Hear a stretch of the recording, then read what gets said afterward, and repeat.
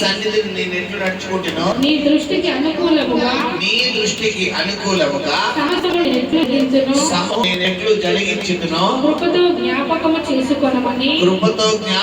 చేసుకొనమని హిజ్కియా కన్నీళ్లు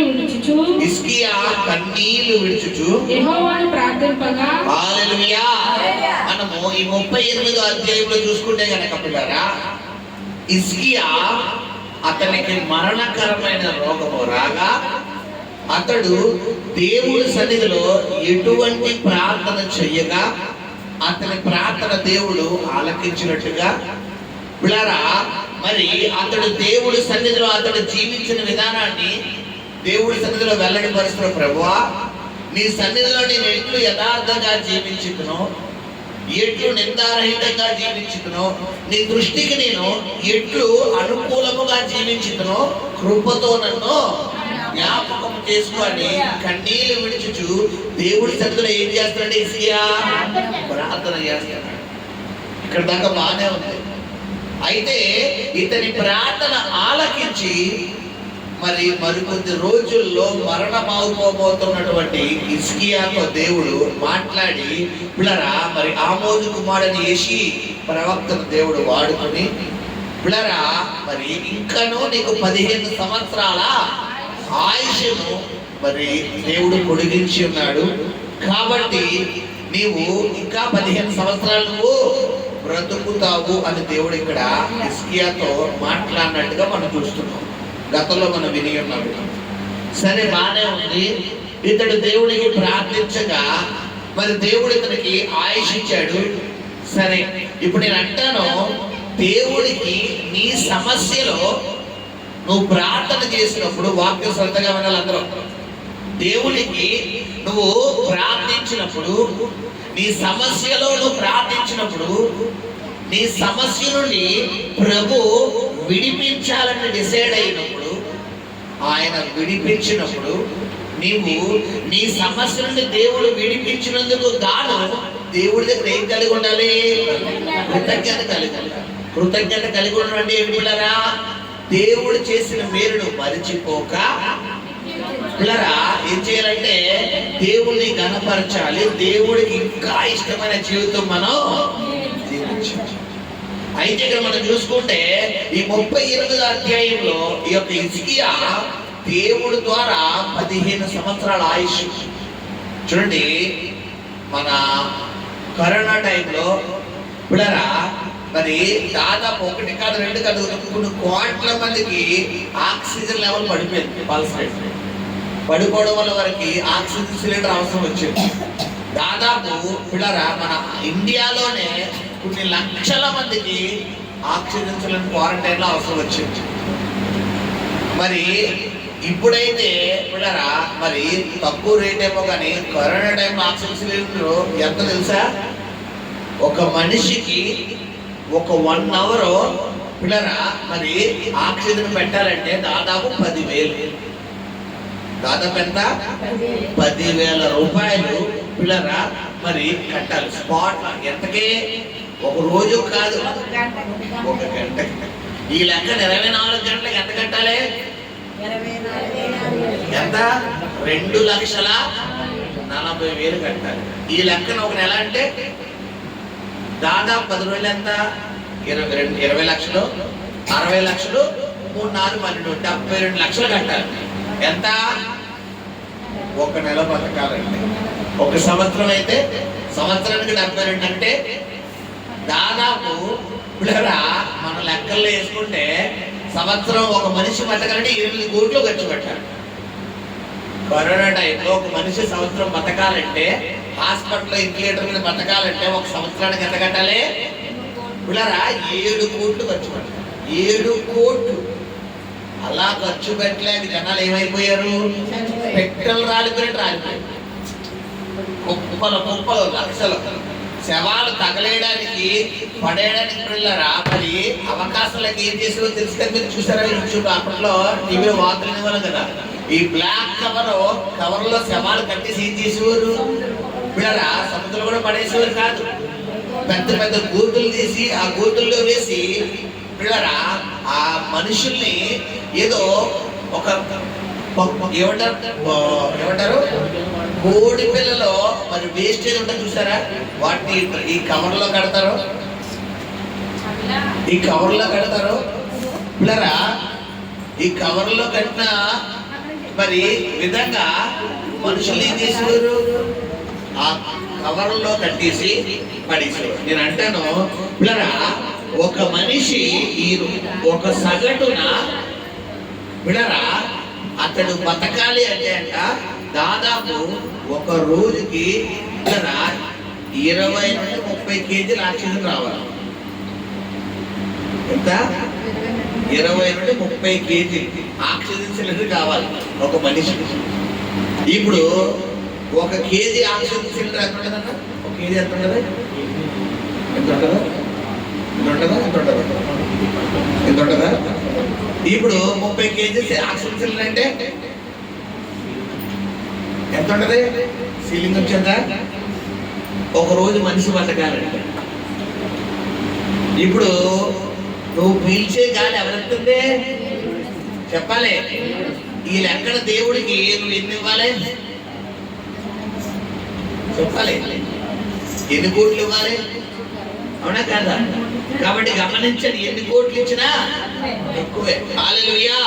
ఇక్కడ గమనించండి పిల్లరా, ఎందుకు పాస్టర్ గారు అంతా చెప్తున్నారు అంటే ఇప్పుడు నేను చెప్పబోతున్న సబ్జెక్ట్ ఇది మరి కాంట్రిబ్యూషన్ అన్నమాట, దానికి కరెక్ట్ గా అడ్జస్టబుల్ అవుతుంది, అందుకే వివరిస్తున్నాడు. హల్లెలూయా. ఇక్కడ గమనించండి, హిజ్కియాకి దేవుడు కృప చూపించి మరికొద్ది రోజుల్లో మరికొద్ది గంటల్లో చనిపోబోతున్నటువంటి వ్యక్తికి అతని ప్రార్థన దేవుడు ఆలకించి 15 సంవత్సరాల ఆయుష్ ఇచ్చినప్పుడు అతడు తన భక్తిని పెంపొందించాలా పిల్లరా, తగ్గించుకోవాలా? పెంపొందించాలి. కానీ ఏం చేసాడో తెలుసా పిల్లరా, చూసుకుంటే ఇదే యెషయా గ్రంథం 39వ అధ్యాయం ప్రారంభించదున్నాడు. ఆ కాలమందు బబులోను రాజును బలాదాను కుమారుడైన మెరోదకబలాదాను హిజ్కియా రోగి అయి బాగుపడిన సంగతి విని పత్రికలను కానుకను అతని యొద్దకు పంపగా హిజ్కియా దూతలు వచ్చిన మాట విని వారిని లోపలికి రప్పించి తన ఇంటినేమి రాజ్యమందేమి రాజ్యమందేమి కలిగిన సమస్త వస్తువులలో దేనిని మరుగు చేయక తన పదార్థములు గల కొట్టును వెండి బంగారములను గంధవర్గములను పరిమళ తైలమును ఆయుధశాలను తన పదార్థములలో ఉన్న సమస్తమును వారికి చూపించెను.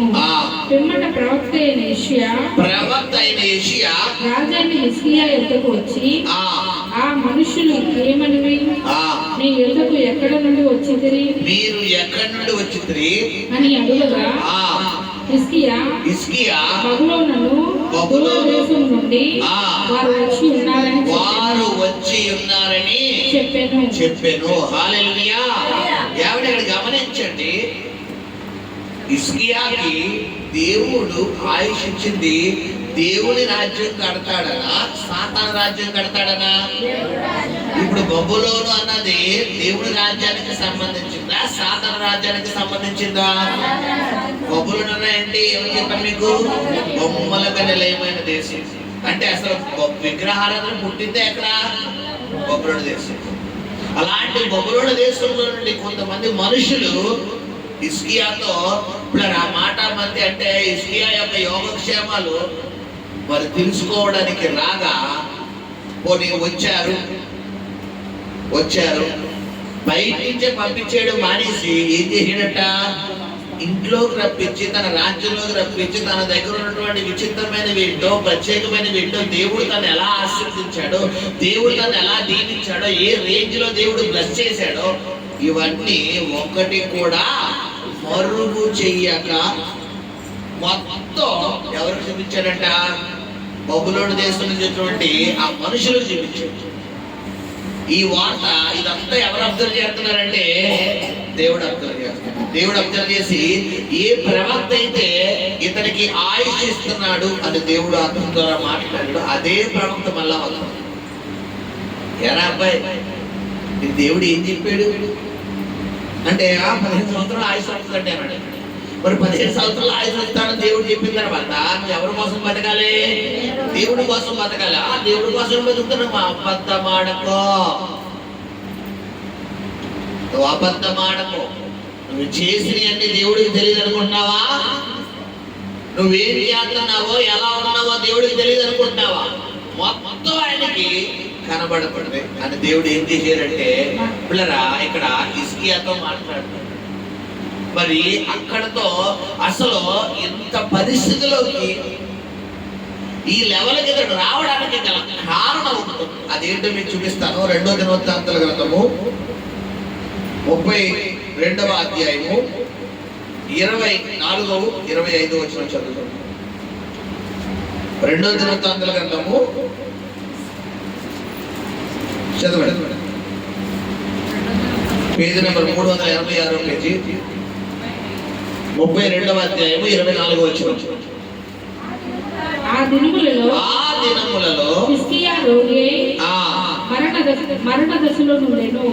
దశలో ఉండెను. అతడు యెహోవాకు మొరపెట్టగా ఆయన అతనికి తన చిత్తమును తెలియపరిచి అతనికి సూచన ఒకటి దయచేసెను. అయితే హిజ్కియా మనస్సును గర్వించి తనకు చేయబడిన మేలుకు తగినట్లు ప్రవర్తింపనందున అతని మీదికిని యూదా యెరూషలేముల వారి మీదికిని కోపము రాగా హిజ్కియా హృదయ గర్వము విడిచి తానును యెరూషలేము కాపురస్తులను తమ్మును తాము తగ్గించుకొనిరి. హల్లెలూయా. ఇక్కడ గమనించండి పిల్లరా, అసలు హిజ్కియా ఈ బబులోను రాజులకి, బబులోను సంస్థానానికి, వారికి కలిగిన వారందరికీ ఇతడు ఆహ్వానం ఇచ్చి వారితో మాట్లాడి వారితో ముచ్చటించి వారితో సంభాషించింది కారణం ఏంటి? ఒకటి ఉంది. ఏంటో తెలుసా కారణం? అతడు హృదయం అది ఏం చేశాడంట? గర్వించాడు. బైబిల్లో నాశనానికి ముందు ఏం నడుస్తుందంట? గర్వం నడుస్తుంది. నీ జీవితంలో నువ్వు త్వరలో నాశనం అయిపోబోతున్నావు, త్వరలో నువ్వు దెబ్బ అయిపోబోతున్నావు అంటే ముందు నీకేముంటది?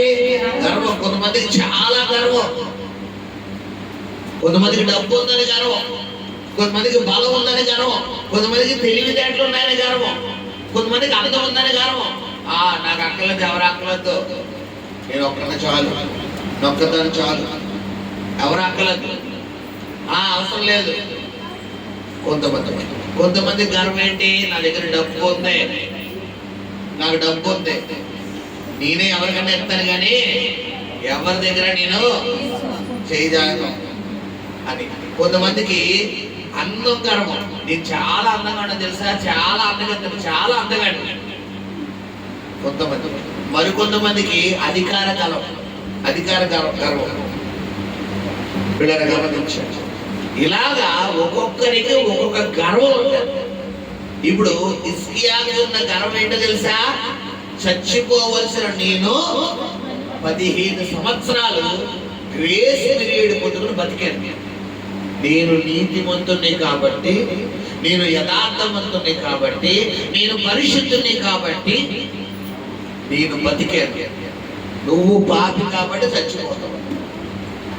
ఇది దేవుని కృపను బట్టి వచ్చిందా? ఇతడు భక్తిని బట్టి వచ్చిందా? నరునాయుష్ యెహోవా పెట్టిన దీపం. హిజ్కియా పిల్లరా, అతడు దేవుడు ఒక అవకాశం ఇచ్చాడు అని హిజ్కియా మరి ఆలోచించకుండా ఏం చేశాడంటే గర్వించాడు.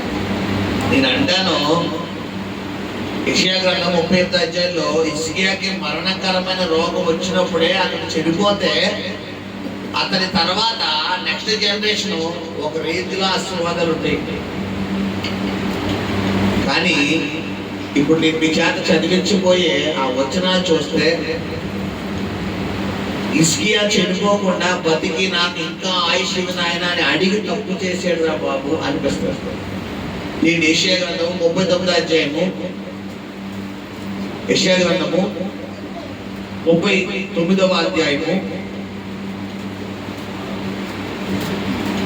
ఇందాక మనం చదువుకున్నాం కదా, దాని కంటిన్యూషన్ చదువునా?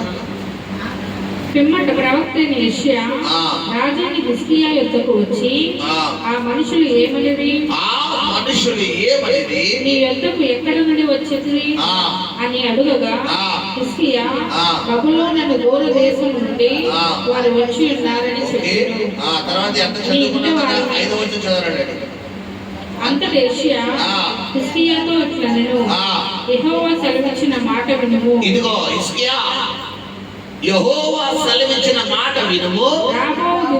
రాబోవు దినములలో ఏమీయూ మిగలకుండా నీ ఇంట నున్న సమస్తమును నేటి వరకు నీ పితరులు సమకూర్చి దాచిపెట్టినది అంతయును బబులోను పట్టణమునకు ఎత్తుకుని పోవుదురని సైన్యములకు అధిపత్యగు యెహోవా సెలవిచ్చుచున్నాడు. మరియు నీ గర్భమందు పుట్టిన నీ పుత్ర సంతను బబులోను రాజు నగరనందు నపుంసకులుగా చేయుటకై వారు తీసుకుని పోవుదురు. అందుకు హిజ్కియా, చూసారా, రెండు పనిష్మెంట్ వచ్చినాయి. ఒకటోది ఏంటి, ఇతడు కలిగిన ఇతని తరతరాలు అంటే ఇతని తండ్రి నుండి, ఇతని తాతగారి దగ్గర నుండి, దావీదు దగ్గర నుండి, సొలొమోను దగ్గర నుండి వంశపారంపర్యంగా వస్తున్నటువంటి ఆస్తిపాస్తులన్నీ, ఇతడు కలిగినవన్నీ ఆ బబులోను నుంచి వచ్చిన వాళ్ళందరికీ చూపించాడు. చూసావా నా బంగారం, కొంతమందికి ఉంటారు, దేవుడు ఇచ్చేయండి, ఇచ్చినప్పుడు ఏం చేయాలి అని ఉండాలి. కొంతమందికి గర్వం, నా దగ్గరే ఉంది, నాకేముంది, నాకేముందంటే ఏంటి అర్థం? నాకుందంటే ఏంటి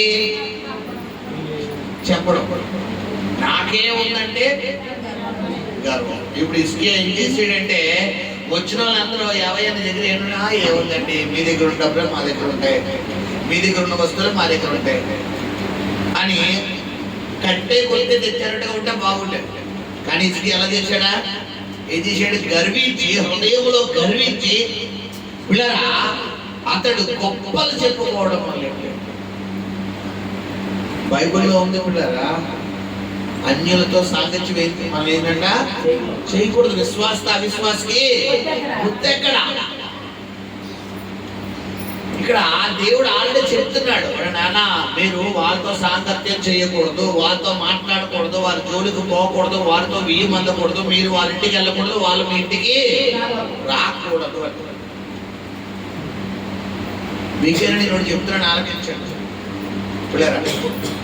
ఎవరైనా విగ్రహారాధనకి సంబంధించిన వ్యక్తులు ఎవరైనా కనుక ఈ ఇంట్లో అడుగు పెడతానంటే అంతగా ఇష్టపడదు. ఎందుకంటే వారు ఒక్కరే కదా, వారితో పాటు ఏమొస్తాయి, స్పిరిట్లు వస్తాయి. వాళ్ళు రాకముందు నీ కుటుంబంలో ఐశ్వర్యము ఆశీర్వాదం ఒకలా ఉంటుంది, వాళ్ళు వచ్చి ఇంట్లో అడుగుపెట్టి వెళ్ళిన తర్వాత ఒకలా ఉంటుంది. వాళ్ళు ఏదైతే చూసారో కొన్ని రోజులుగా అది అక్కడ ఉండదు. గమనించి తెలుసా మీకు, కళ్ళ ద్వారా కూడా ఏమవుతాయో తెలుసా మీకు, స్పిరిట్లు వస్తాయి, శాపాలు కదా, కూడా దురాత్మలు వస్తాయి. ఎందుకంటే అందరూ మంచి మనసుతో ఉండరు. కొంతమంది ఇలా కళ్ళతో అన్ని స్కాన్ చేసి బాగానే గడించారు. కొంతమంది చూడండి పిల్లరా, ఇంటికి సాధారణ మన ఇంటికి ఎవరిలో వస్తారు, కొంత మంచిలు ఇవ్వండి అంటారు. మనం మంచిలు తెచ్చేలోపు మొత్తం ఎక్కడ సిమ్ ఉంది, ఎక్కడ తెప్పాలా ఉంది, ఎక్కడ గ్లాస్ ఉంది, ఎక్కడ కంచం ఉంది, ఎక్కడ ఏం పెట్టారు, ఎక్కడ బీరువా పెట్టారు, ఎక్కడ సోఫా ఉంది, ఏముందని మొత్తం ఏం చేస్తారు, మొత్తం స్కాన్ చేస్తారు. కొంతమందితో మనతో మాట్లాడతారు, మీదేనండి సత్తిల్లా మాట ఏమో ఎదురుకుండా వస్తుంది. మనిషి ఏం చేస్తున్నాడు, మాదేనండి, అదేండి, మీదేనండి, చాలా బాగున్నాయండి. అది ఇక్కడ హిజ్కియా ఏం చేసాడు, ఇలా చూపిస్తాడు, ఇలా వచ్చి మీదేనా అంటే మాదే చూపిస్తా, ఇదే చూసోదా లోపల ఇంకా అసలైన మ్యాటర్ ఇదే కాదు కదా. మా దగ్గర మంచి ఒలివ పండ్లు ఉన్నాయి తెలుసా, మంచి అంజూరు పండ్లు ఉన్నాయి తెలుసా, మంచి ద్రాక్ష పండ్లు ఉన్నాయి తెలుసా, మా దగ్గర మంచి పదార్థాలు ఉన్నాయి తెలుసా, మంచి డ్రై ఫ్రూట్స్ ఉన్నాయి తెలుసా, మంచి మంచి సీడ్స్ ఉన్నాయి మా దగ్గర. అవునా తండ్రి ఇదేం చూసారంటే వచ్చిన వాళ్ళు మంచి అభిప్రాయంతో వస్తే వేరు, వచ్చిన వాళ్ళు చెడు అభిప్రాయంతో వచ్చారా, ఆ నెక్స్ట్ మినిట్ నుంచి దగ్గర నుంచి కరువు స్టార్ట్ అవుతుంది. గమనించు. కాబట్టి అందరినీ ఏం చేయకూడదు, మన ఇంట్లోకి రానివ్వకూడదు. కొంతమంది వస్తారన్నా కూడా ఏం చేయాలి, ఆ ఇంట్లో పోగా ఇంటి వెళ్ళేం పోలేదండి, సిరాగ్గా ఉండండి, ఇంకోసారి వద్దు. మొహమ్మే చెప్పే పర్వాలేదు, ఏం తప్పులేదు, మొహమ్మే చెప్పే పర్వాలేదు.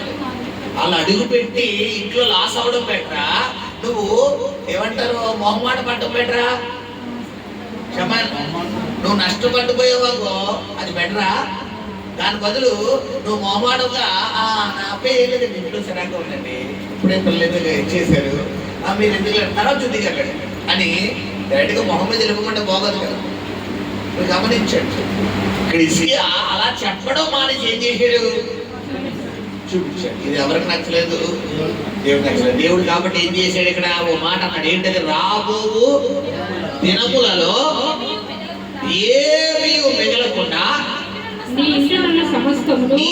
ఇంటనున్న సమస్తమును నేటి వరకు నీ పితరులు సమకూర్చి అదిగో ఎన్ని కోట్ల రూపాయలు సంపాదించావో దాచిపెట్టినదంతయు బబులోను పట్టణమునకు ఎత్తుకొని అదిగో బబులోను పట్టణమునకు ఎత్తుకొని పోవుదురని.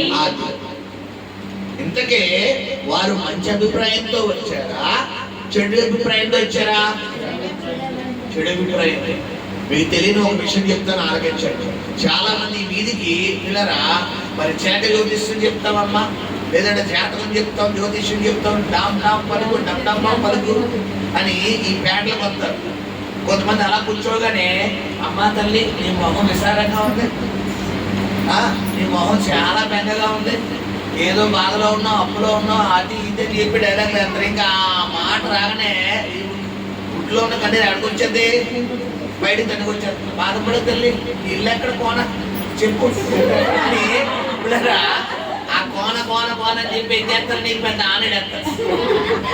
ఇక్కడ మాట్లాడే పిల్లరా గమనించండి, అలాగా ఏం అక్కర్లేదమ్మా, నువ్వు నాకు రూపాయి ఇవ్వక్కర్లేదు, నీ ఇల్లు ఎక్కడో చూపించాడు. గిలాసు వస్తాడు, చూసి ఇలా అంటాడు, ఇలా అని ఈ ఇంట్లో ఒక దుష్ట శక్తి ఉంది, ఇదిగో ఇది తీసుకెళ్ళి నువ్వు నీ పూజ గదిలో పెట్టు, లేదంటే నేను అక్కడ గదిలో పెట్టు, నీ ఇంటి కట్టు, నువ్వు కట్టుకో అంటాడు. మీకు చెప్పిన సీక్రెట్, ఆడు ఏదైతే ఇచ్చాడో అది నువ్వు ఇంట్లో తీసుకెళ్ళి మరుక్షణం నువ్వు ఎవరి వస్తువులోకి వెళ్ళిపోతావు, ఆడి వస్తువులోకి వెళ్ళిపోతావు. లేదా ఒక పౌడర్ ఎక్కుతాడు, ఆ పౌడర్ ఎడగొడతాడు, మరి మొహం మీద ఉంటుంది. గమనించండి, చాలా మంది ఇంటికి పిల్లరా ఈ మార్వాడీస్ కొంతమంది వస్తారు, ఈ బెడ్షీట్లు తక్కువ రేటుకి అమ్ముతాం, రగ్గులు కొంటాం, అది వాళ్ళ దగ్గర కొన్ని కొండల దగ్గర నుంచి కొన్ని మందులు తెచ్చుకుని తెలుసా మీరు, వారు ఆ రగ్గులకు సంబంధించిన వాటిలో పౌడర్ చల్లుతారు. ఆ పౌడర్ ఏంటో తెలుసా, వశీకరణం పౌడర్. ఆ పౌడరు పిల్లరా మనం ఏంటంటే మేడం సార్ రావాలండి అంటే తక్కువ రేటు అనగానే ఈ రేటు తక్కువ ఇస్తాడేమో అనుకుంటాం. నేనాడు దగ్గరికి వెళ్ళిన తర్వాత ఆడు ఇలా బెడ్షీట్ ఇలా అని ఇలా అంటాడు. ఆ పౌడరు మనం ఎప్పుడైతే పీల్చుతామో మనం ఎవరి వస్తువులోకి వెళ్ళిపోతాం, ఆడంటాడు 1,000-2,000 అంటే తీసుకుంటాం, 4-5,000కి ఇచ్చేస్తాం తీసుకోండి. 1 అయితే 2,000, 4 అయితే 5,000 అంటే 4,000 వచ్చేస్తాయి. గట్లకైతే 1 అయితే 2,000, 4 అయితే ఎంత అవుతుంది, 8,000. 8,000 అయితే 5,000 వచ్చేస్తుంది. బెటర్ ఇక్కడ అసలు నీకు అతడు ఒకరొక కూడా గొప్ప వాడు వస్తువు. ఇదొక రకం బిజినెస్. కొన్ని డాష్ పలుకులు, అది కొంతమంది ఇలా ఇల్లులో తిరుగుతారు కరెక్ట్గా. ఎవరు కరెక్ట్గా ఇల్లు ఖాళీగా ఉందో చూస్తారు, మొత్తం చేస్తారు, చూసి అబ్జర్వ్ చేస్తారు. ఎవరికి తెలియని విషయాలు ఎప్పుడైతే మీరు చూపు ఆ ఇంటి మీద పడిందో వెంటనే నెల తిరిగేలో మా ఇంట్లో ఒక టికెట్లు ఇచ్చిపోతాం, చూసుకోండి. కాబట్టి వీళ్ళకి ఏం చేయకూడదు, మనం చోటు ఇవ్వకూడదు. గమనించండి, హిజ్కియా ఏం చేశాడంటే ఈ విగ్రహారాధనకు సంబంధించిన బబులోను సంస్థను అందరికీ చోటు ఇచ్చేసాడు. ఈ స్పిరిట్లన్నీ అతని గృహంలో అడుగు పెట్టడానికి ద్వారం తెలుసు. రాబో తరములో ఇప్పటిదాకా నేటి వరకు అంటే ఏంటమ్మా, ఈ రోజు వరకు నువ్వు ఎంతైతే గడించావో, ఎంతైతే నీ బ్యాంక్ బ్యాలెన్స్ ఉందో, ఎంతైతే నీ ప్రాపర్టీ ఉందో, ఎంతైతే నీ అసెట్స్ ఉన్నాయో, ఎన్నైతే నీ దగ్గర బంగారం ఉందో, విలువైన వస్తువు మొత్తం ఒక్క పైసా నీ దగ్గర లేకుండా మొత్తం బొబ్బులను ఎత్తుకెళ్ళిపోతున్నాడు. ఇది నీకు జరగబోతున్న మొదటి నష్టం. రెండోది ఏంటంట, మరియు నీ గర్భమందు పుట్టిన నీ పుత్ర సంతును బబులోను రాజు నగరమందు నపుంసకులుగా చేయుటకై వారు తీసుకుని పోవుదురు.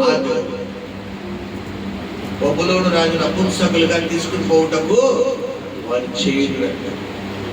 ఇప్పుడు అలాగే అదే బబులోను సంస్థానానికి పిల్లరా మరి నపుంసకులుగా వెళ్ళిపోయినటువంటి మరి ఒక నలుగురు వ్యక్తులు ఉన్నారు బైబిల్లో.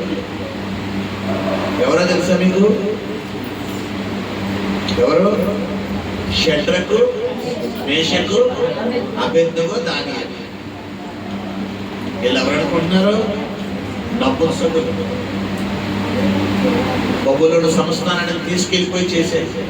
వీరితో పాటు చాలా మంది దానియేలు గ్రంథం మనం ధ్యానిస్తే, నెహెమ్యా గ్రంథము, దానియేలు గ్రంథము, ఎజ్రా గ్రంథం ధ్యానిస్తే అక్కడ మనకు కనబడుతుంది.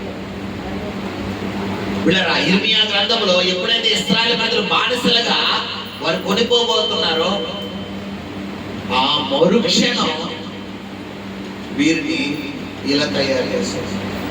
ఇప్పుడు గమనించండి, చూడాలి. హిజ్కియా ఒక్కడితో పోయిందా? కుటుంబాన్ని తీసుకెళ్ళిపోయాడా? ఈరోజు నువ్వు ఒక్కడితో పోదు. హిజ్కియా హృదయం అంతా ఏం చేశాడంట? గర్వించాడు. ఇప్పుడు దేవుడిచ్చిన ఈ 2 వార్నింగ్లు హిజ్కియాకు వినబడగానే హిజ్కియా మళ్ళా దేవుడి సన్నిధిలో ఏం చేయాలి? పశ్చాత్తాపతుడై ప్రార్థించాలి. కానీ ప్రార్థించలేదు.